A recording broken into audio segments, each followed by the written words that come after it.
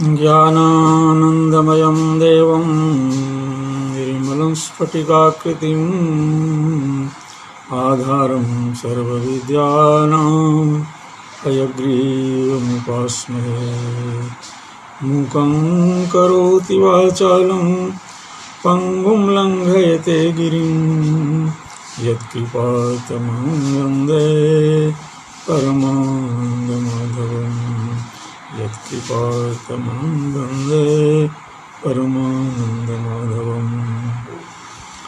संस्कृतं भारतम् इत्याख्ये आमुखपटले व्याकरणविषयिण्यां कारक प्रकरणम् अनुसृत्य प्रचाल्यमानायां कक्षायां समवेतानां भवतां भवतीनां छात्राणां च स्वागतम अभिनंदनं च व्याहरन् अहमस्मि वेंकटेश शर्मा। मित्रों, हम लोग कल यतश्च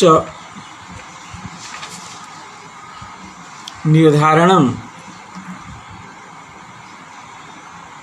इस सूत्र पर्यंत स्वाध्याय किया है। आज हम पंचमी विभक्ते इस सूत्र से लेकर अपनी स्वाध्याय यात्रा प्रारंभ करना चाहेंगे। तो आए, पंचमी विभक्ते इस सूत्र में दो पद हैं। पंचमी प्रथमांत विधेय बोधक पद और विभक्ते सप्तम्यंत पद है।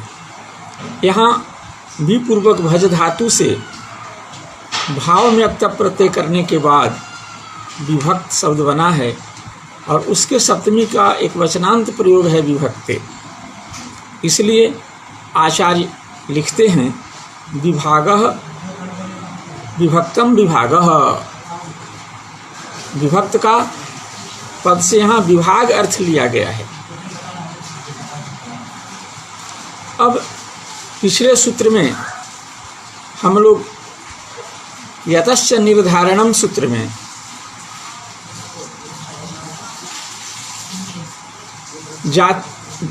जाति गुण क्रिया और संज्ञा के द्वारा अवयवी से अवयव का पृथक्करण रूप जो निर्धारण है, तो उस निर्धारण अर्थ गम्यमान रहने पर अवयवी वाचक यानी समुदाय वाचक पद से षष्ठी और सप्तमी विभक्ति होती है, ऐसा हम लोगों ने समझा है। यहाँ उससे थोड़ा अंतर है। वहाँ समुदाय से उसके अवयव के को अलग रूप में बतलाने की बात हो रही थी, जो कई तरह से समान ही थे। जैसे नृणाम द्विजः श्रेष्ठः, तो जिस तरह से नृत्य धर्म द्विज में है, वैसा ही नृत्य धर्म नृत्य समुदाय के जो अवयव हैं तमाम मनुष्य, उस सब में मनुष्यत्व है और वैसा मनुष्यत्व द्विज में भी है।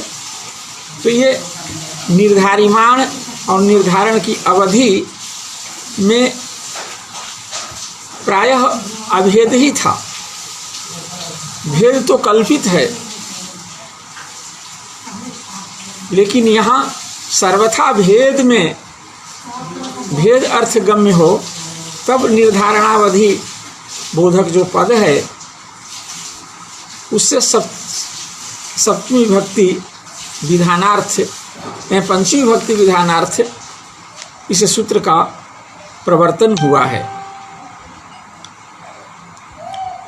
अब जहाँ निर्धारण होगा वहाँ पर ये तीन का होना, दो का होना आवश्यक है।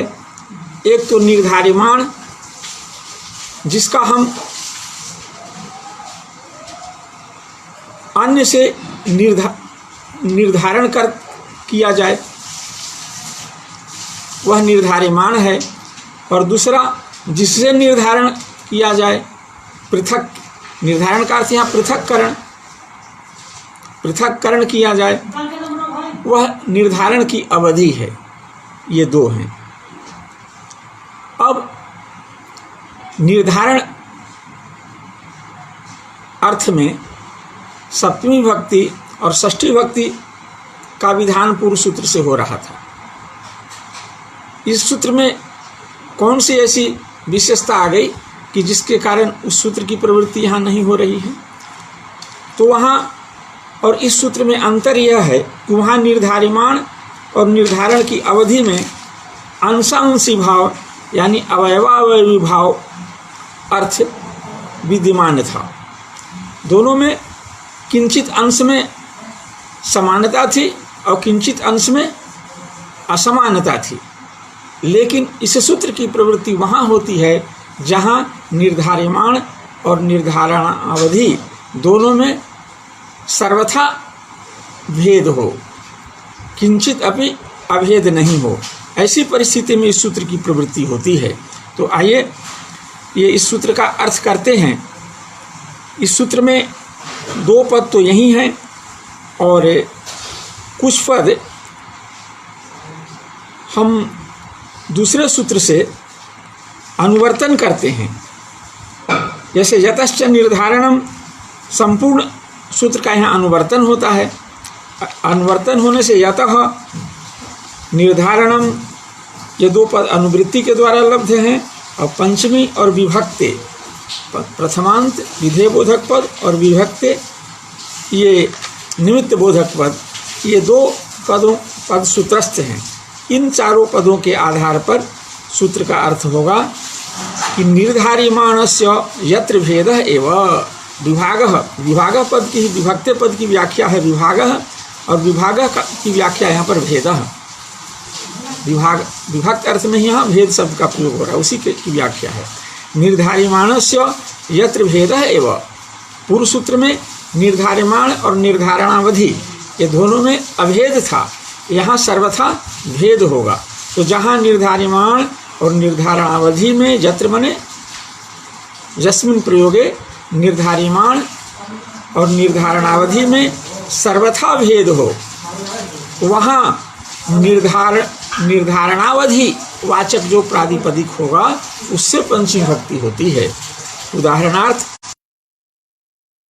पाटलिपुत्रेभ्यः आढ्यतरः, माथुरः पाटलिपुत्रेभ्यः आढ्यतरः।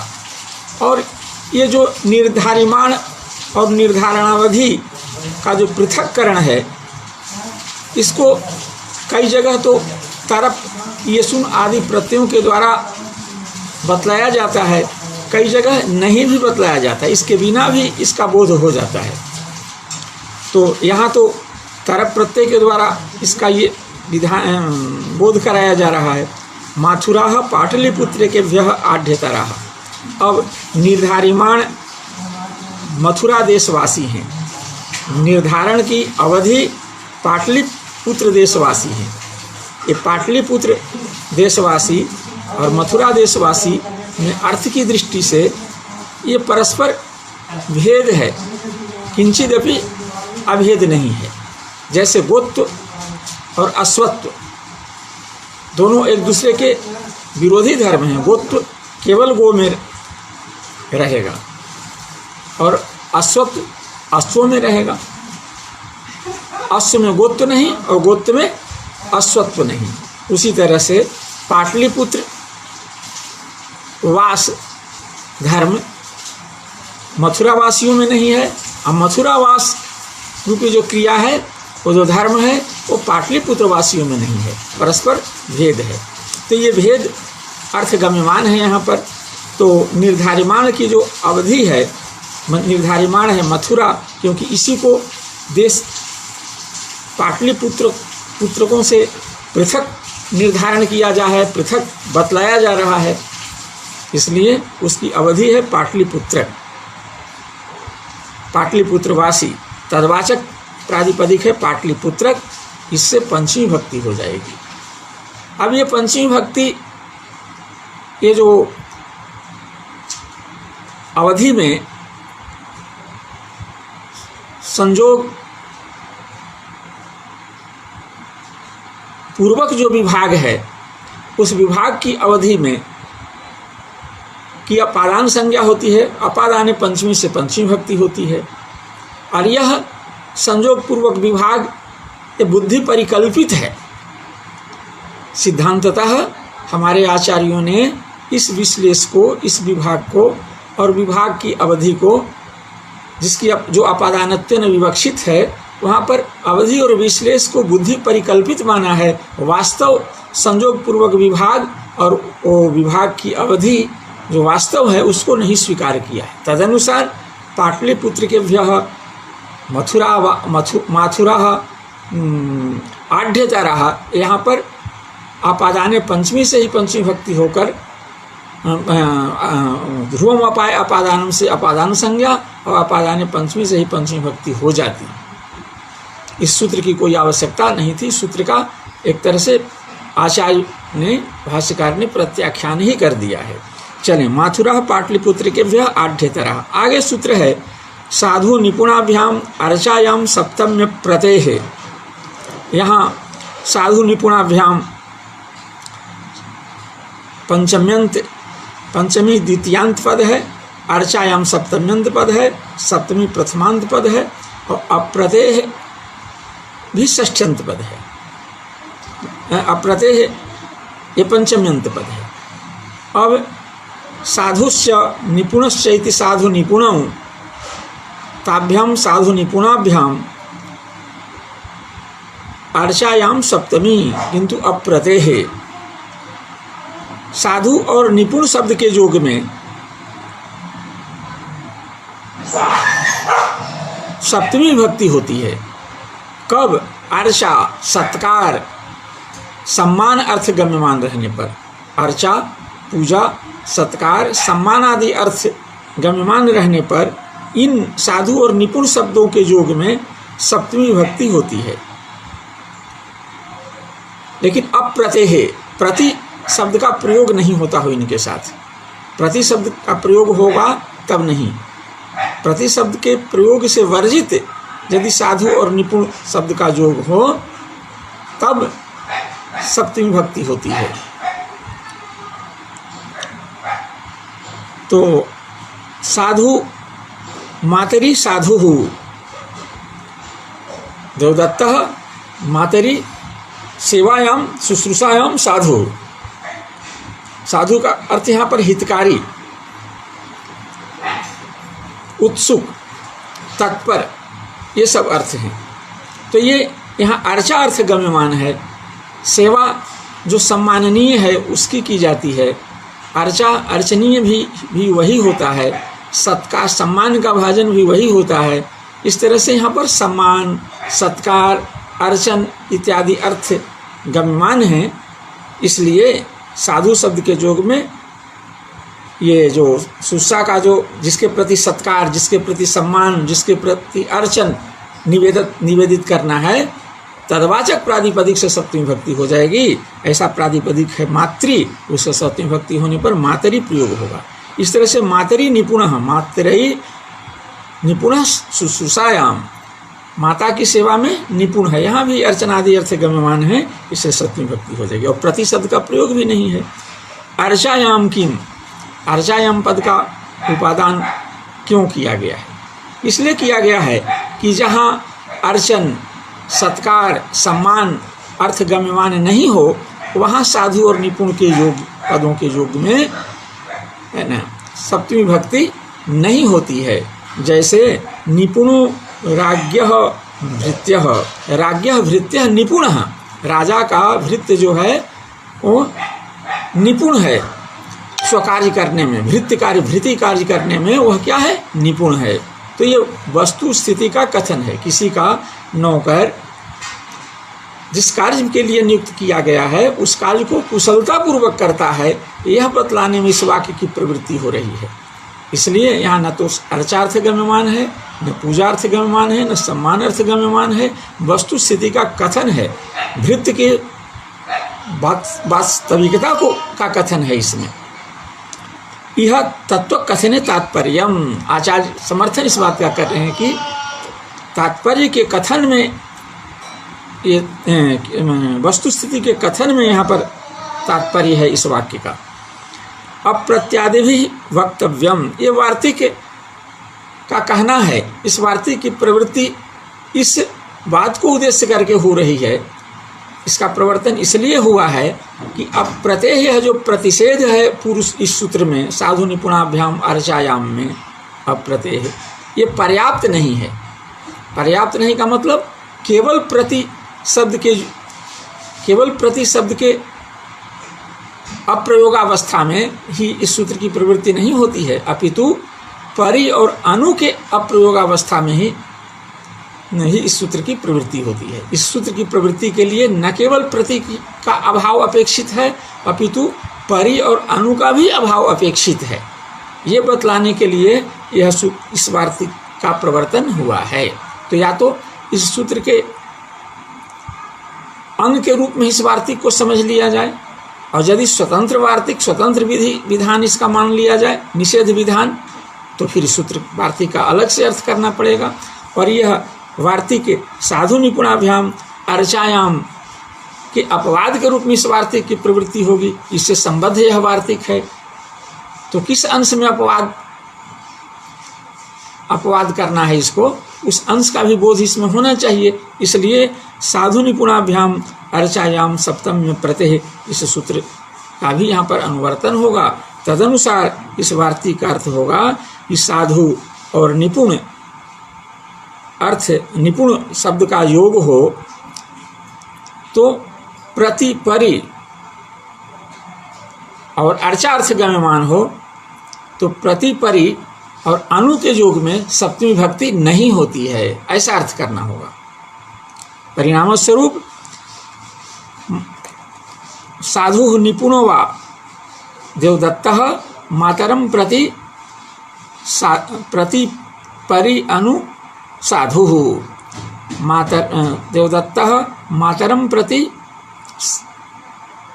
साधु, यहाँ सप्तमी भक्ति नहीं होगी। सप्तमी भक्ति का निषेध हो गया इस वार्तिक से, क्योंकि प्रति परि और अनु के योग में साधु योग हो और साधु और निपुण शब्द का भी योग हो, अर्चा अर्थ भी गम्यमान हो, तब भी प्रति परि अनुयोग के योग में सप्तमी भक्ति नहीं होती है। सप्तमी भक्ति नहीं होगी तो फिर द्वितीय भक्ति हो जाएगी अनुत्कर्ता में, तो मातरम प्रति के योग में द्वितीय भक्ति हो जाएगी, कर्म प्रवचनीय के योग कर्म प्रवचनीय जुगते द्वितीया से। तो देवदत्तः मातरम प्रति साधु, देवदत्तः मातरम प्रति साधु, देवदत्तः मातरम अनुसाधु, इस तरह से देवदत्तः मातरम प्रति निपुणः, देवदत्तः मातरम प्रति परिनिपुणः, देवदत्तः मातरम अनुनिपुणः, इस तरह से प्रयोग होगा। आगे सूत्र है प्रसितोत्सुकाभ्याम तृतीया च। इस सूत्र में 3 पद हैं, एक पंचम्यंत समस्त पद है, दूसरा तृतीया प्रथमांत विधेय बोधक पद है, और च ये अव्यय है। च ये समुच्चयार्थक अव्यय है, यह सप्तमी का समुच्चय करता है। तो इससे पूर्व सूत्र से साधु निपुणाभ्याम अर्चायाम सप्तम में प्रत्यय सूत्र से हम सप्तमी पद का यहाँ अनुवर्तन भी करते हैं। तो सूत्र का अर्थ होगा कि प्रसित उत्सुक के योग में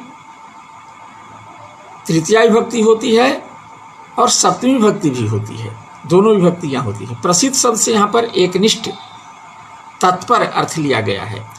उत्सुक का भी वही अर्थ है, क्योंकि कोश से भी यही अर्थ प्राप्त होता है, तत्परे प्रसितासक्त विष्टाद्योर्थो युक्त उत्सुकः।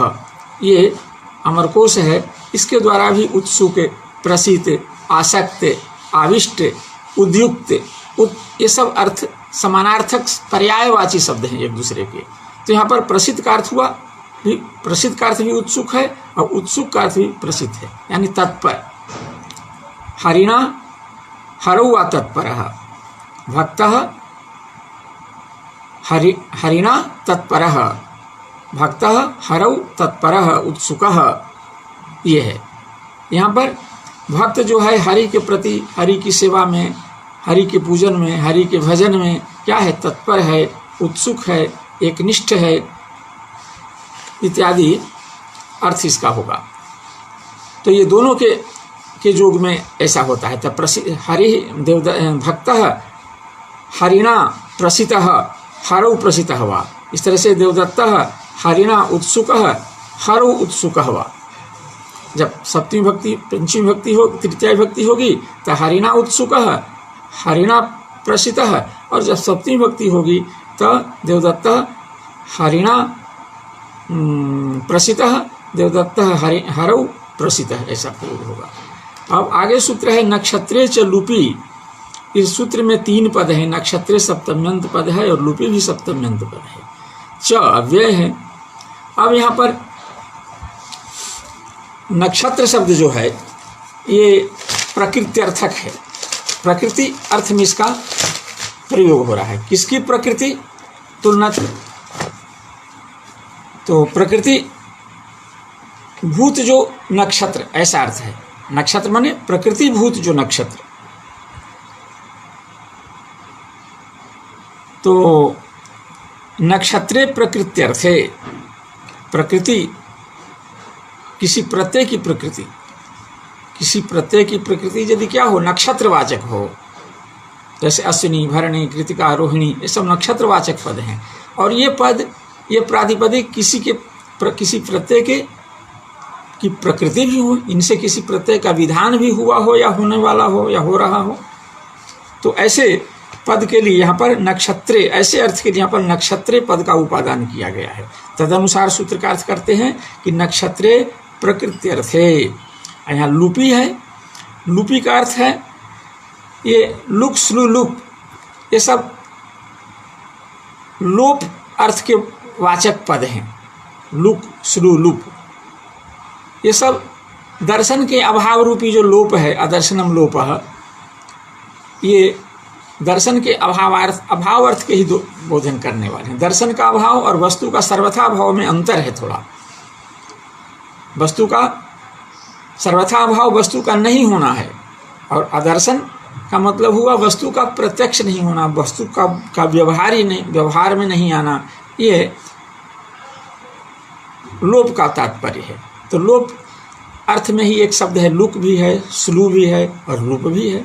लेकिन लुप के लिए यहाँ कह रहे हैं कि लुप संज्ञा के द्वारा जहाँ लुप्यमान प्रत्यार्थ, लुप्यमान प्रत्यय लुप्यमान हो किंतु उसका अर्थ गम्यमान हो, उसका अर्थ विद्यमान हो, वर्तमान हो।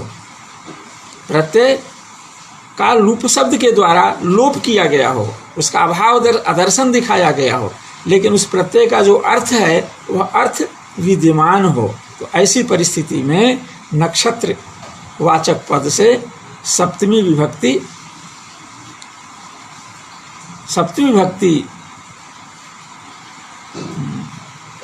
और तृतीया विभक्ति, दोनों विभक्तियां होती हैं। सप्तमी विभक्ति भी होती है और तृतीया विभक्ति होती है। सप्तमी विभक्ति के विधान करने सप्तमी पद का लाएंगे साधु निपुणाभ्याम अर्चायाम सप्तम्य प्रत्यय से, और तृतीया लाएंगे प्रसितोत्सुकाभ्याम तृतीया से। ये दोनों विधेय बोधक पद आएंगे तो सूत्र का अर्थ होगा नक्षत्रे प्रकृत्यर्थे, नक्षत्रवाचक पद ही प्रकृत्यर्थ हो और लुप प्रत्यय के द्वारा प्रत्यय का आदर्शन दिखलाया जा रहा हो किंतु प्रत्यय का अर्थ विद्यमान हो। ऐसी परिस्थिति में नक्षत्र बोधक पद से तृतीया विभक्ति होती है और सप्तमी विभक्ति भी होती है। उदाहरण देते हैं, मूले न आवाहेत देवीम श्रवणे न विसर्जयेत। अब नक्षत्रवाचक शब्द मूल भी है, श्रवणा भी है, इसमें कोई संदेह किसी को नहीं है। अब नक्षत्रेण युक्तः कालः तेन युक्तः कालः, इस अर्थ में तृतीयांत प्रातिपदिक प्राकृतिक सुबंत से तद्युक्त काल अर्थ में अण प्रत्यय होता है। नक्षत्रेण युक्तः कालः, इस सूत्र के द्वारा। और उस अण का लुब अविशेष से लोप भी हो जाता है। यहाँ दृश्यमान नहीं है, किंतु जिस अर्थ में वह प्रत्यय होता है युक्त काल अर्थ में, वह काल अर्थ यहाँ विद्यमान है। प्रकृति जो काल अर्थ न प्रकृति से ही बोध्य है, तो प्रकृति से बोध्य होने से कालार्थ तो तदयुक्त कालार्थ तो विद्यमान है, लेकिन तद्बोधक प्रत्यय का यहाँ लुप शब्द के द्वारा लोप किया गया है। लुप अविशेषे आदर्शन विधायक जो सूत्र है उसमें लुप शब्द के द्वारा आदर्शन दिखलाया जा रहा है, इसलिए लुपी कहा गया। तो लुप शब्द के द्वारा यहाँ प्रत्यय का आदर्शन दिखलाया जा रहा है, किंतु प्रत्ययार्थ तद्युक्त काल यहाँ विद्यमान है। तो ऐसी परिस्थिति में नक्षत्र बोधक जो पद है, प्रकृत्यर्थ बोधक जो पद है, प्रकृति बोधक जो पद है, उससे प्रत्यय की प्रकृति बोधक जो पद है कौन, मूल श्रवणा, उससे सप्तमी भक्ति हो जाएगी, तृतीया विभक्ति हो जाएगी, सप्तमी भक्ति भी होगी। तो मूले देवीम आवाहयेत, मूले देवीम विसर्जयेत, अमूले न देवीम आवाहयेत, अमूले न देवीम श्रवणे न देवीम विसर्जयेत, ये अर्थ होगा। सप्तमी भी होगी और तृतीया विभक्ति भी होगी। तो यहाँ मूल का अर्थ है मूल नक्षत्र से युक्त काल। देवी का आवाहन कब करे, जिस समय मूल नक्षत्र भोग कर रहा हो, जिस काल में मूल नक्षत्र भोग कर रहा हो उस काल में देवी का आवाहन करे, और जिस काल में श्रवण नक्षत्र भोग कर रहा हो उस काल में देवी का विसर्जन करे। तो ये लुप्यमान लुप शब्द के द्वारा यहाँ प्रत्यय का आदर्शन दिखाया गया है, किंतु प्रत्यार्थ जो है तद्युक्त काल वह अर्थ विद्यमान है। ऐसी परिस्थिति में प्रत्यय के की जो प्रकृति नक्षत्रवाचक पद, उससे प्रातिपदिक, उससे सप्तमी भक्ति और तृतीया विभक्ति होगी। तो नक्षत्रेण युक्त नक्षत्रे मूले न देवीम आवाहयेत, श्रवणे न देवीम विसर्जयेत, मूले देवीम आवाहयेत, श्रवणे देवीम आवाहयेत, यह भी प्रयोग होगा, विसर्जयेत।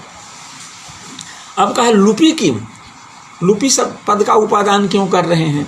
लुप शब्द के द्वारा प्रत्यय का आदर्शन दिखाया गया हो, ऐसी परिस्थिति में ऐसा होता है, तृतीया और सप्तमी भक्ति होती है। ऐसा नहीं कहेंगे तो क्या दोष आएगा?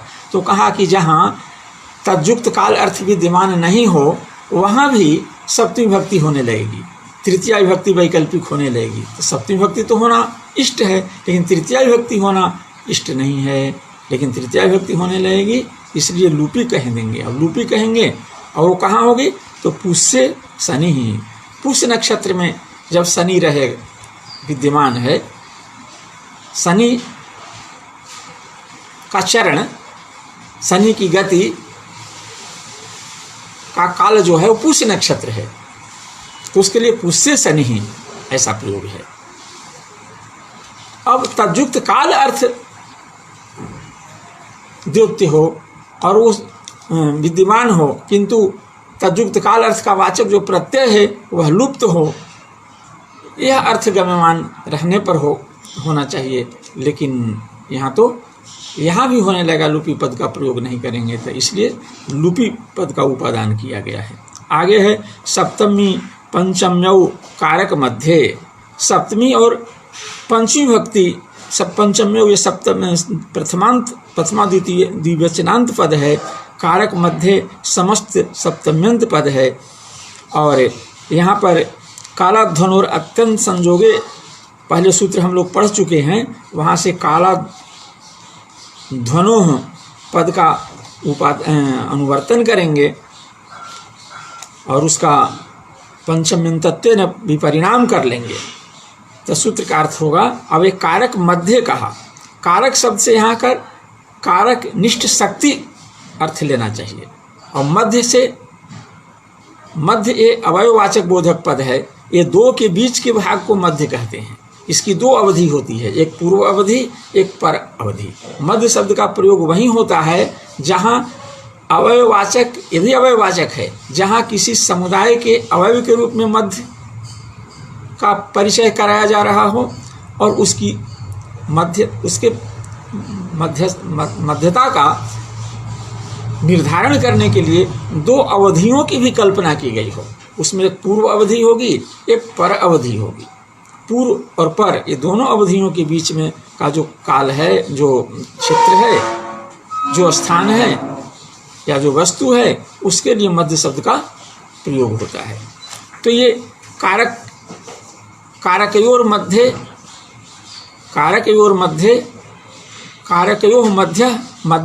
कारक मध्यम और तस्मिन कारक मध्य, ऐसा समास हुआ है। तो यहाँ कारक पद, कारक की निष्ठ जो शक्ति है उसका ये बोधक है। अब वो दो शक्तियाँ होंगी, एक पूर्व अवधि भूत जो कारक का निष्ठ शक्ति, एक पर अवधि भूत जो कारक उसमें रहने वाली शक्ति। और कारक कहते किसे हैं? कारक में शक्ति होती है कर्तृत्व शक्ति, कारक में शक्ति होती है कर्मत्व शक्ति, माने क्रियाश्रयत्व शक्ति। तो क्रियाश्रयत्व कारक में भी, कर्ता में भी है, और क्रियाश्रयत्व कर्म में भी है। तो इन दोनों कारक और कर्म में रहने वाली जो शक्ति है, कौन सी शक्ति है? क्रियाश्रयत्व शक्ति और क्रियाश्रयत्व शक्ति। यही शक्ति, वो शक्तियाँ दो हों और उन दोनों के बीच के लिए मध्य शब्द का व्यवहार हो रहा है। वो मध्य कौन हो? कालवाचक शब्द हो, काल हो अथवा मार्ग हो, ठीक ना। तो शक्ति द्वयोर मध्य यौ कालाध्वानौ, जो कालवाचक, काल और अध्व तदवाचक जो पंचम्यंत पद, उसके लिए कालाध्वानौ ताभ्याम माने कालवाचक और मध्यवाचक अध्ववाचक प्रातिपदिक से सप्तमी और पंचमी भक्ति होती है। पंचमी भक्ति भी होती है और सप्तमी भक्ति भी होती है। उदाहरण दे रहे हैं। उदाहरण, अद्य भुक्त्वा अयम द्वये द्वयाद वा भोक्ता। यहाँ दो क्रियापद हैं। एक क्रियापद है भोक्ता, जो भुज धातु से लुट लकार प्रथम पुरुष एक वचन में प्रयुक्त है, और एक पूर्वकालिक क्रिया है समान कर्तृकयोः पूर्वकाले अक्त्वा। तो अक्त्वा वहीं होता है जहाँ किसी वाक्य में दो क्रियाओं का कर्ता एक हो, तो उसमें पूर्वकालिक क्रिया के वाचक धातु से अक्त्वा प्रत्यय होता है। तो इससे स्पष्ट है कि ये दोनों क्रियाओं का कर्ता कोई एक है। फिर भी शक्ति द्वय मध्य कैसे होगा? लेकिन ये क्रियाएं अलग अलग काल में हो रही हैं, इसलिए ये दो शक्तियां हैं, कारकनिष्ठ दो शक्तियां हैं। व्यापाराश्रयत्व रूप एक पूर्वकालिक भोजनक क्रिया का आश्रयत्व रूप कर्तृत्व, और एक भविष्यत्कालिक भोजनक क्रिया आश्रयत्व रूप कर्तृत्व। ये दो शक्तियां हैं। दोनों शक्तियों के मध्य का जो काल है वो द्वय है। द्वय, उस कालवाचक शब्द से सप्तमी भक्ति भी होती है और पंचमी भक्ति भी होती है। सप्तमी भक्ति होने पर द्वय प्रयोग होगा और पंचमी भक्ति होने पर द्वयात् प्रयोग होगा। कर्तृत्व शक्ति और मध्य अयं कालः, ये दो कर्तृनिष्ठ जो दो शक्तियां हैं, दो क्रियाश्रयत्व है। एक पूर्वकालिक क्रियाश्रयत्व भुज धात्वर्थ क्रियाश्रयत्व, एक उत्तरकालिक भुज धात्वर्थ क्रियाश्रयत्व। इन दोनों के मध्य में जो काल है, 2 दिन का अंतराल है। जो आज खा लिया वो 2 दिन के बाद खाएगा। एक भुजक क्रिया का निवर्तन हो चुका, खा चुका, और दूसरा भुजक क्रिया होने वाली है, भुजी क्रिया। इसलिए इन दोनों के बीच का जो अंतराल है ना, जो अवकाश है, वो 2 दिन का है। भोजन क्रिया के बीच का जो अवकाश है वो 2 दिन का है। इहस्थोयम, दूसरा उदाहरण देते हैं मार्गवाचक का, अध्ववाचक का। इहस्थोयम क्रोशे क्रोशाद वा लक्ष्यम विद्धेद, इह तिष्ठति इति इहस्थः कः अयम। इहस्थः अयम, इस देश में रहने वाला यह व्यक्ति क्या करता है? क्रोशे लक्ष्यम विद्धेत, एक कोष पर लक्ष्य का वेध कर देता है। ये 2 क्रियाओं, 2 कर्तृत्व है यहाँ पर। एक इहस्थ है, अयम है, और एक है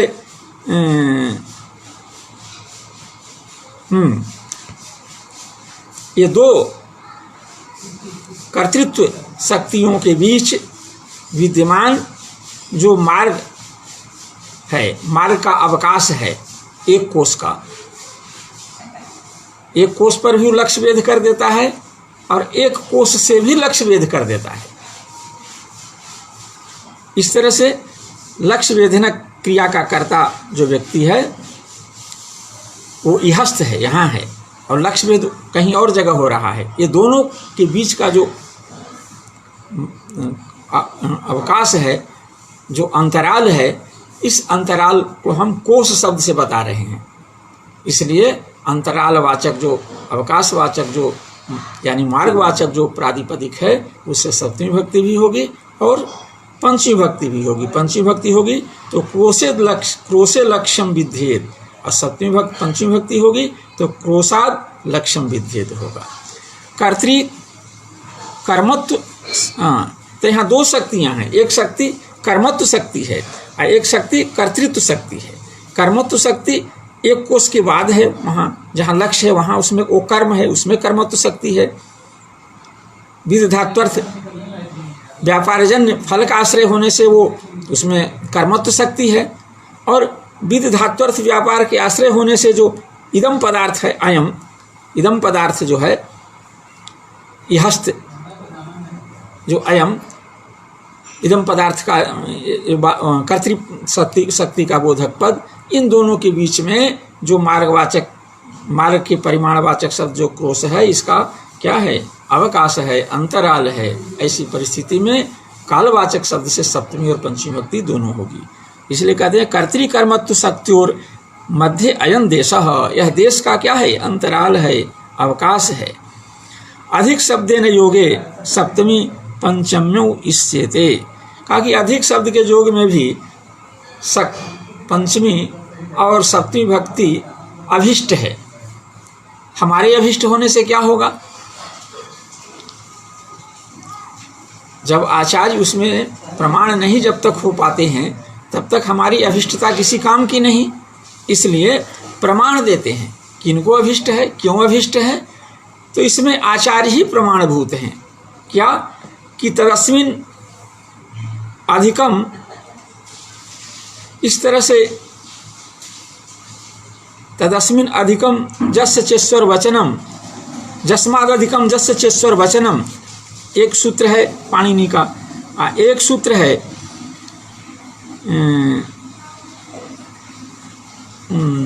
तदस्मिन अधिकम दशांता डह, यह सूत्र है। इस सूत्र में एक जगह उन्होंने तदस्मिन अधिक शब्द के योग में तस्मिन सप्तम्यंत पद का उपादान किया है, और एक अधिकम के योग में यस्मात् पंचम्यंत पद का उपादान किया है। तो स्वयं अधिक शब्द के योग में सप्तमी और पंचमी पद का प्रयोग किया है आचार्य ने, इससे सूत्रकार ने ही प्रयोग किया है। इससे प्रतीत होता है कि आचार्य को अधिक शब्द के योग में सप्तमी और पंचमी भक्ति अभिष्ट है, इष्ट है, अभिप्रेत है। इसलिए कहते अधिक शब्देन योगे सप्तमी पंचम्यो इष्यते, सप्तमी भक्ति भी अभिष्ट है और पंचमी भक्ति भी अभिष्ट है। उसमें प्रमाण खुद सूत्रकार हैं, उनका सूत्र है यस्मिन अधिकम दशांताड्डः और यस्माद अधिकम यस्य चेश्वर वचनम तत्र सप्तमी।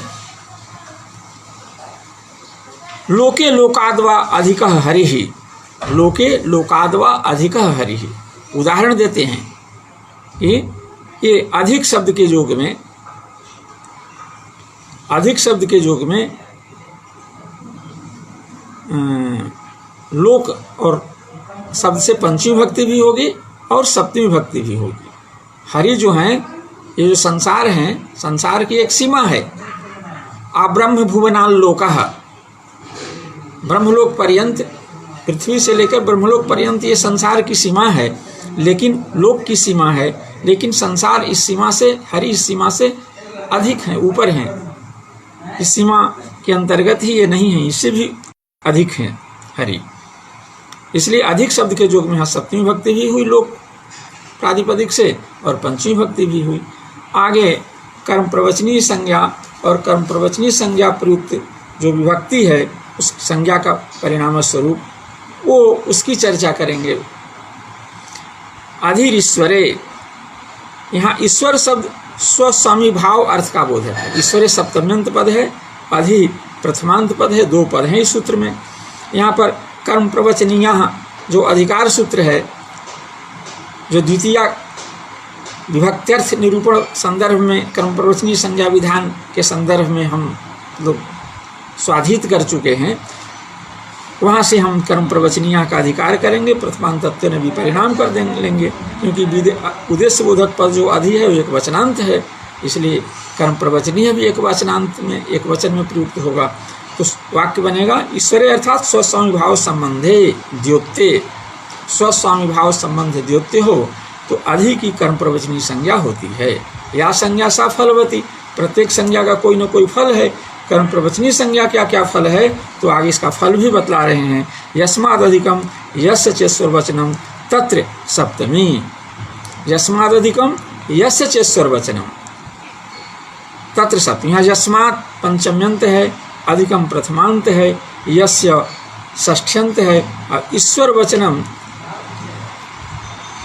समस्त प्रथमांत पद है, और तत्र ये अधिकरण बोधक के अव्यय है। सप्तम्यास्त्रल से तत्सत से तरल प्रत्ययांत है, सप्तमी प्रथमांत पद है, विधेय बोधक पद है। तो यहाँ पर यस्माद् अधिकम जस्य चेश्वर वचनम तत्र सप्तमी, इसका यह उदाहरण है। यहाँ पर ईश्वर से यस्माद् अधिकम जस्य चेश्वर वचनम, ईश्वरस्य वचनम ईश्वर वचनम, इसका अर्थ है कर्म प्रवचनीय। यहाँ कर्म प्रवचनीय जुक्ते द्वितीया से कर्म प्रवचनीय जुक्ते का अनुवर्तन है, तब सूत्र का अर्थ होगा कि ये से षष्ठी सूत्र का यह अपवाद सूत्र है। यहाँ पर अवधित्व सप्तम्यर्थ है, सप्तमी भक्ति जो होगी उसका अर्थ है अवधि। यस्मात् अधिकम संख्यांतरम न विद्यते, यस्मात् अधिकम न विद्यते, किम न विद्यते, संख्यांतरम न विद्यते, कोई दूसरी संख्या जिससे अधिक नहीं हो, है ना। तदपेक्षया माने वो जो संख्या है, सबसे अंतिम जो संख्या है, उस संख्या से भी जो परे है, उस संख्या के द्वारा भी जिसको नहीं कहा जा सकता, वह संख्या भी जिसे बतलाने में पर्याप्त नहीं है, इसलिए उस संख्या से भी वो ऊपर है, ऐसा अधिक अर्थ यदि गम्यमान हो, ऐश्वर्य स्वसंभाव अर्थ यदि गम्यमान हो, तब संख्यावाचक पद से सप्तमी और पंचमी विभक्ति दोनों ही विभक्तियाँ सप्तमी भक्ति होती है। जैसे उपपरार्धे हरेर गुणाः, उपपरार्धे हरेर गुणाः, एक उपोधिके च भी सूत्र है, अधिके अर्थे गम्य, वहाँ पर कहा कि सप्तमी वक्ष्यते, कर्म प्रवचनीय संज्ञा का विधान वहीं कर दिया गया उप की, लेकिन उस कर्म प्रवचनीय संज्ञा का फल जो है उसको भविष्य में बतलाने की चर्चा भट्टोजी दीक्षित ने की। तो ऐसी परिस्थिति में उप शब्द के भी योग में अधिक अर्थ का द्योतक यदि उप यह निपात हो तो उसकी प्रवचनीय संज्ञा होती है, और कर्म प्रवचनीय के योग में सप्तमी भक्ति होती है। तो इसे यही कर्म प्रवचनीय के योग में, उप के योग में यहाँ सप्तमी भक्ति होगी। कब होगी? जब यस्माद् अधिकम अर्थात जिसकी अपेक्षा अधिकम संख्यांतरम न विद्यते, जिस पदार्थ विशेष, ऐसा पदार्थ विशेष जिसके लिए संसार की कोई भी संख्यावाचक शब्द पर्याप्त नहीं है, अर्थात उस अंतिम संख्यावाचक जो परार्ध शब्द है उससे भी वह अधिक है, और आगे कोई संख्यावाचक शब्द है ही नहीं, इसलिए अधिक के अर्थ यहाँ गम्यमान है। और कैसा है? स्वस्वामी भाव भी गम्यमान है। तो यस्माद् अधिकम जस्य चेश्वर वचनम, यहाँ पर हरे है गुणा, भगवान के जो गुण हैं उनका आधिक्य है। कैसा आधिक्य है? तो जिस आधिक्य को बतलाने वाली कोई संख्या संसार में है ही नहीं, क्योंकि सबसे अंतिम संख्या जो है वो परार्ध संख्या है और उससे भी वो अधिक है। इसलिए ये आधिक्य अर्थ द्योत्य रहने पर उप के योग में हरि में पंचमी भक्ति होती है और सप्तमी भक्ति भी होती है। कर्म प्रवचन युक्त सप्तमी भक्ति होती है। तो परार्धे में सप्तमी भक्ति हो गई। पराधात अधिका इत्यर्थः, यहाँ पर अवधिवाचक जो शब्द है उससे सप्तमी भक्ति होती है। अवधिवाचक शब्द यहाँ पर परार्ध है, इसलिए इसमें सप्तमी भक्ति हो गई। अवधित्व तो जो है सप्तम्यर्थ हुआ, अर्थात परार्धात अधिका इत्यर्थ, यानी जो दुनिया की जो सबसे बड़ी संख्या का वाचक शब्द है परार्ध, उससे भी अधिक संख्या से युक्त हैं कौन? हरि के गुण। ऐश्वर्य तो स्वस्वामी भाव पर्यायन सप्तमी, ये तो अधिक के अर्थ में उप के योग में उपोधि के जैसे जहाँ उप की कर्म प्रवचनी संज्ञा हुई है और उस उप के योग में जो अवधिभूत जो संख्यावाचक शब्द है उससे सप्तमी भक्ति का उदाहरण हुआ, जिसकी अपेक्षा कोई बड़ी संख्या नहीं है। अब ऐश्वर्य अर्थात स्वस्वामी भाव अर्थ जहाँ गम्यमान होगा वहाँ अधिक के योग में सप्तमी भक्ति का उदाहरण आगे दे रहे हैं। ऐश्वर्य तो स्वस्वामीभ्याम पर्यायन सप्तमी, स्ववाचक वहाँ दो से सप्तमी भक्ति होती है। जहाँ अधिक का अर्थ ऐश्वर्य गम्यमान हो, ऐश्वर्य माने स्वस्वामी भाव संबंध गम्यमान हो, तो वहाँ स्ववाचक प्रातिपदिक से भी सप्तमी भक्ति होती है पर्याय, और स्वामीवाचक जो प्रातिपदिक है उससे भी सप्तमी भक्ति होती है।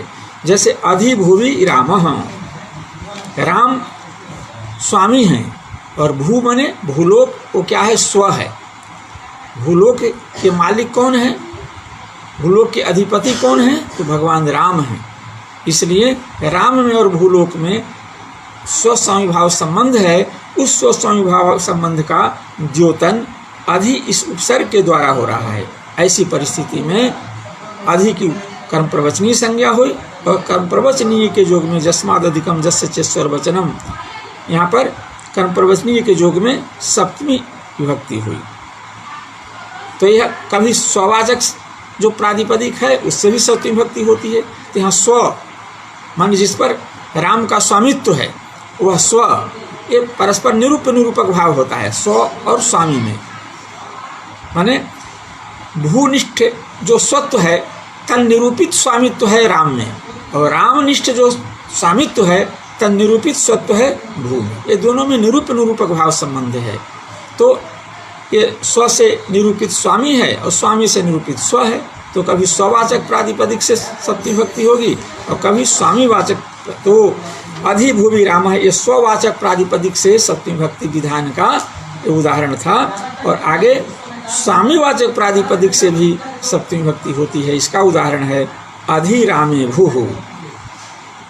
अधि यहाँ ऐश्वर्य अर्थ का द्योतक अव्यय है, इसकी अधिर ईश्वर से कर्म प्रवचनी संज्ञा हो जाएगी। और यस्मादिकम जस्य चेश्वर वचनम, इससे यहाँ पर ईश्वर वचन अर्थ में, ईश्वर वचन यहाँ है। ईश्वर माने स्वस्वामी भाव वचन है, इससे स्वस्वामी भाव का कथन हो रहा है, इसलिए इसको हम स्वस्वामी भाव वचन कहेंगे। तो स्वामीवाचक प्रातिपदिक से सप्तमी भक्ति हो जाएगी। तो रामे अधिरामे भूः। सप्तमी सौंडय सूत्र है जिसका अर्थ है सप्तम्यंतम सौंडादि प्रकृतिक सुबंतेन स समस्यते समास संज्ञाम लभते इत्यर्थः। सप्तम्यंत पद का सौंडादि प्रकृतिक सुबंत के साथ समास संज्ञा होती है। इन लोगों का ऐसा जोग हो तो समास वह वाक्य कहलाएगा। तो और सौंडादि गण में अधि शब्द पठित है, सौंडादि गण में अधि शब्द पठित है। तो अधि शब्द के पठित होने से सौंडादि गण में और ये समास हो जाएगा। समासत्वात् प्रातिपदिक संज्ञा हो जाएगी, विभक्ति का लुक हो जाएगा, उपसर्जन संज्ञा पूर्व प्रयोग हो जाएगा। उपसर्जन संज्ञा होगी, पूर्व प्रयोग होगा। तो फिर क्या होगा? रामाधीन बनेगा। रामाधीन, राम का अधि शब्द के साथ, अधीन शब्द के साथ, अधि शब्द के साथ समास होने पर रामाधि। अब इससे ख प्रत्यय होगा। ख प्रत्यय होने पर ख के स्थान में इन आदेश हो जाता है, तो रामाधीन स्वाद उत्पत्ति करके रामाधीना, टाप करके रामाधीना, ऐसा हो जाएगा। ख प्रत्यय करने वाला सूत्र बता रहे असडक्ष इत्यादि, इत्यादि ना ख, इससे ख प्रत्यय होगा। और ख प्रत्यय होने पर और आयने ईनी फठ खच घाम प्रत्यय आदि नाम से ख के स्थान में इन आदेश हो जाएगा, तो रामाधीन होगा। ख को इन और इकार, अधि के इकार के साथ दीर्घ करके और अधि के आकार और राम के साथ सवर्ण दीर्घ करके रामाधीन बनेगा और टाप करके रामाधीना, ऐसा प्रयोग बना है। आगे सूत्र है विभाषा क्री अधि करोतौ। विभाषा क्री, इस सूत्र में हम ये दो पद हैं, विभाषा विकल्पार्थक अव्यय है और क्री, क्री ये धातुवाद बोधक पद है क्री, उसके सप्तमी के वचन का रूप है क्री। यहाँ पर अधि ईश्वरे से अधि प्रथमांत पद का और कर्म प्रवचनीय अधिकार सूत्र का और निपाता पद, ये सब प्रथमांत पद का अनुवर्तन होता है। अनुवर्तन होने पर सूत्र का अर्थ होगा कि ईश्वर अर्थ होने पर और क्री धातु का प्रयोग होने पर, क्री धातु परक ईश्वरार्थक अधि शब्द का प्रयोग हो, ऐसा अधि शब्द जो क्री धातु परक जिसका प्रयोग हो, अर्थात जिससे पर में क्री धातु का प्रयोग हो रहा हो, तो ईश्वरार्थक अधि शब्द के पर में माने बाद में अव्यवहित उत्तर काल में क्री धातु का प्रयोग हो रहा हो, तो उसके जोग में अधि शब्द की विकल्प से कर्म प्रवचनीय संज्ञा होती है। अधि शब्द की विकल्प से कर्म प्रवचनीय संज्ञा होगी। कर्म प्रवचनीय संज्ञा का फल क्या होगा आगे बताते हैं। विभाषा क्री अधि करोतो प्राक संज्ञो वास्या, माने करोति परक अधि शब्द का यदि प्रयोग हो तो अधि की प्राक संज्ञा माने कर्म प्रवचनीय संज्ञा होती है। कब?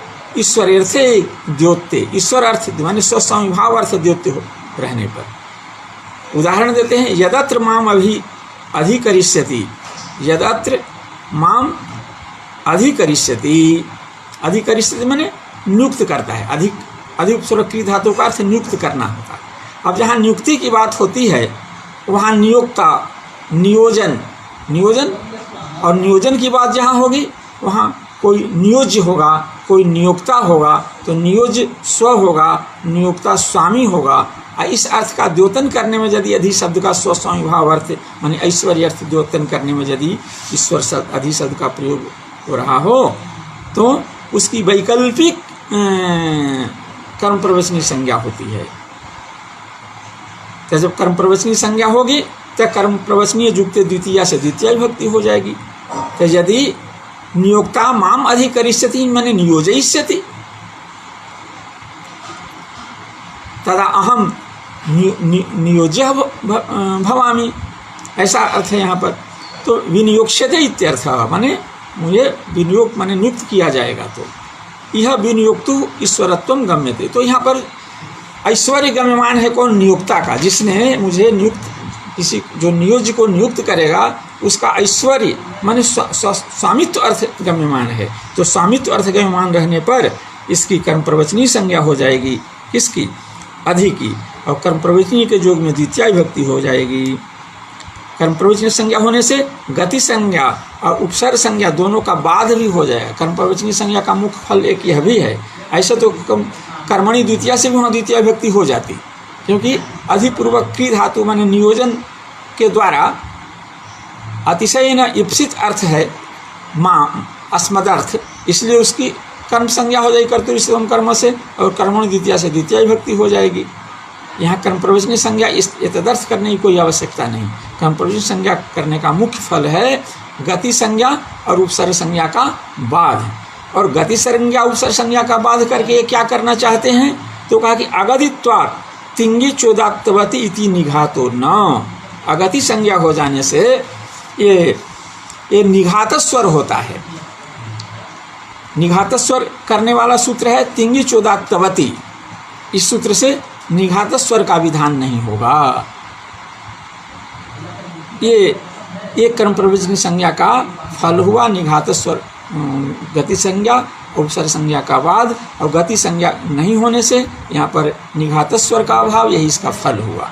अब आप लोगों का भगवान आचार्यों की कृपा और आप लोगों के सहयोग, स्नेह, सद्भाव के फलस्वरूप हम लोग का सिद्धांत कौमुदी का आश्रय कर जो स्वाध्याय यात्रा चल रही थी कारक प्रकरण को लेकर, वह कारक प्रकरण की स्वाध्याय यात्रा आज यहाँ पूरी हो गई है। इसमें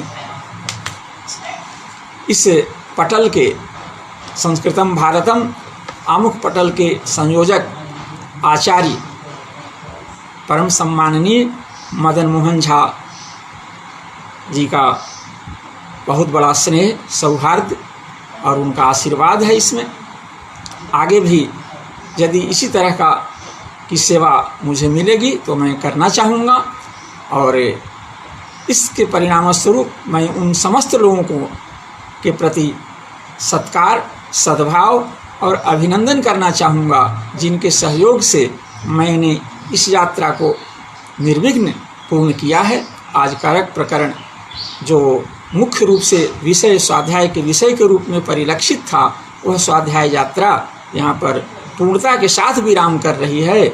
इसके लिए भगवान श्रीमन नारायण के चरणों में पुनः पुनः बार बार साष्टांग प्रणाम और आप लोगों के प्रति पुनः पुनः बार बार हार्दिक सत्कार, सद्भाव एवं अभिनंदन प्रणाम।